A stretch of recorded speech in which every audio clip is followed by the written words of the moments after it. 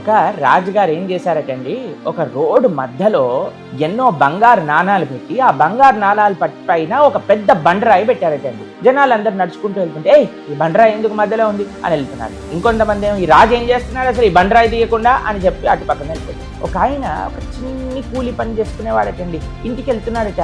అయ్యో, ఇంత పెద్ద రాయి రోడ్డు మధ్యలో ఉంది కదా, పాపం వెళ్ళిపోయే వాళ్ళకి ఎంత కష్టం అవుతుంది కదా అని ప్రయత్నం చేసి ఆ బండరాయిని నూకేశాడటండి. దాని కింద ఉండే బంగారు నాణాలన్నీ దొరికాయట ఆయనకి. మనం చూడండి, మన జీవితంలో కొన్ని వచ్చే పరిస్థితులని వాళ్ళని అనటం, వీళ్ళని అనటం, ఇదెందుకు అదెందుకు అని ప్రశ్నించటం కంటే మనము ఏమి చెయ్యగలుగుతామో ఆ సందర్భాన్ని మార్చడానికి ప్రయత్నం చేస్తే మనకి కూడా ఆయనలాగా ఎంతో ధనము దొరకచ్చు. ధనం అంటే ఏంటండి, ఒక మంచి ఆపర్చునిటీ, ఏదో ఒకటి తెలుసుకోవడానికి, పొందడానికి. కాబట్టి ఇలా మనం ఉండడానికి ప్రయత్నం చేయాలి. హరే కృష్ణ.